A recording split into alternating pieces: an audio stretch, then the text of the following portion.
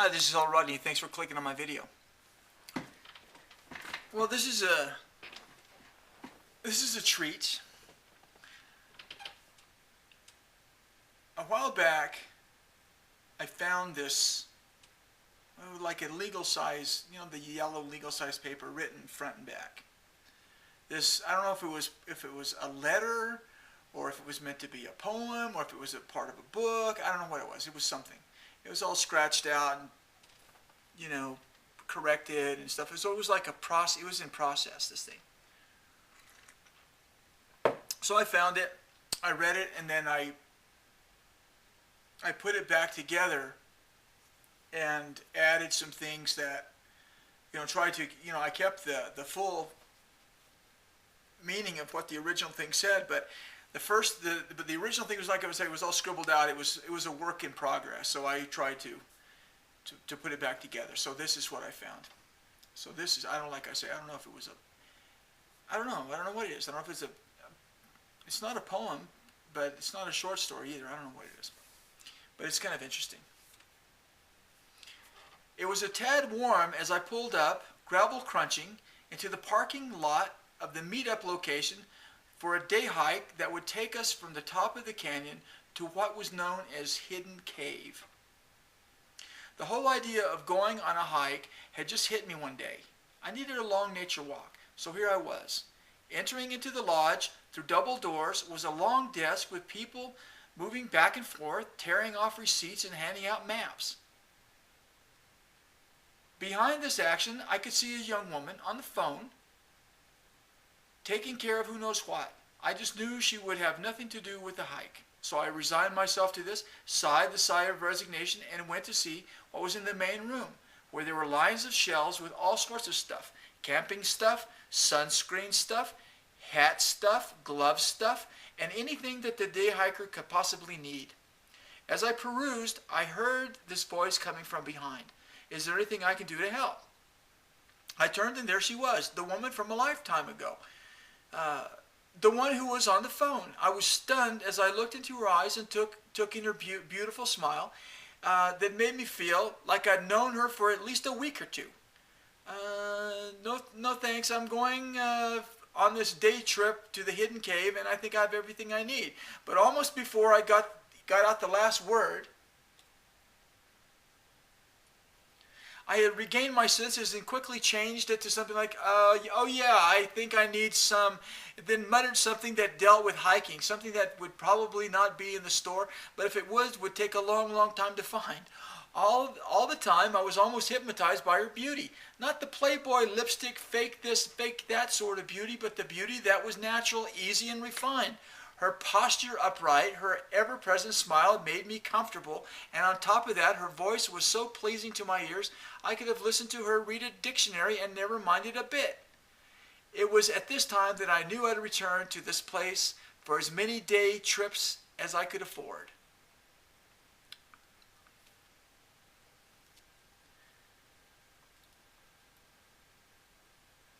Sounds like this guy walked into something that's very pleasing to him, obviously. As I kept her busy with questions about the items that I knew I would never buy, I just gazed upon her naturally lovely young woman. I could tell she was someone who was easy to get along with, beautiful to look at, a woman that was sharp as a tack, appreciative of my silly humor, and perhaps even a bit happy that someone like myself would be there in the first place. Not that I'm all that super special, but being a bit out of the ordinary seemed to resonate with her. As I found out later, she and I both had some similar interests, which was a nice thing for me, and I hope something that she would come to enjoy about me, as I was already planning in my head another visit.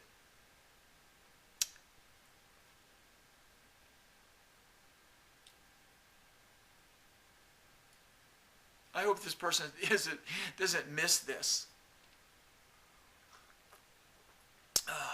I hope this is not, something that, well, maybe this is probably just the page that they went back and redid or something. Breaking this bliss was an announcement. The tour was about ready to begin. That was to be the lowest point of the whole day, leaving her. to spend an entire day with Dave from St. Paul, Cindy from Missoula, and Barry from Tulsa. Sad to leave the hundreds of items I wanted her to explain to me, one by one. Surely the best part of the whole day was now behind me. Until the unthinkable happened. She was the tour guide. Happy, happy day. All in caps. Oh man, this was the best part of the day. I knew that it was gonna just get better. As she led us out the door, naturally I was right there. I'm sure he was. As she led us out the door, naturally I was right there, wanting to make sure I was not going to miss a single word or a single movement. You see, I take movements very seriously, and while she was dressed for her job in those light brown floppy pants and shirt, head covered with a big hat, my eyes were glued onto her every move. And while some were stumbling in the back, she just walked along as if on a paved path, as I floated above. As I floated above, I guess, it was just floating. The guy wasn't even walking. Our first step was Our first stop was a ways down the hill, a place that was listed in the book as the Canyon of Stovepipes, a place where rocks look like pipes sticking out of the ground, all cylinders, some leaning as if ready to crush you if you got too close, and others as straight as if placed there by some moving van that was unloading. Guess what? Stovepipes. Her explanation of why they were the way they were just went over my head as I was lost in her voice, her smile, her friendly attitude, and by her friendly attitude that I now understood it was for everyone and not just me. But deep down I convinced myself that given half a chance, she would be fascinated by my wit and what I hoped was charm. Oh, this guy's got it bad. As she turned and headed east, down, down, down, we could see the opening of the hidden cave. Her voice is there to let us know this and that like any guide would, but I was just in some sort of suspended state. I was neither here nor there, nor in the present, nor in the past or the future. I was just somewhere, and even though I didn't know where, I loved every moment. The inside of the secret cave was big and cool, with little light, and there, just inside the entrance, and to the left, were rows of what looked like tiny, skinny logs of wood, almost stacked like firewood. It was here that I realized that I wanted to do, it was here that I realized that all I wanted to do was to walk up to her, take her left hand in my right, bend to the knee, and kiss her graceful fingers with the most beautiful fingernails painted with of all things, a pinkish color. So unlike the clothes she wore. But I'm sure it was her way of keeping in touch with something that only she knew. As we left the cave, I realized that if I ever got back to that place with her, I would go to bended knee, kiss her hand, and hopefully she would know the meaning of this gesture, one filled with respect, kindness, and gratitude for her being who she is. Wow, I think that is beautiful. I think it's a very romantic thing.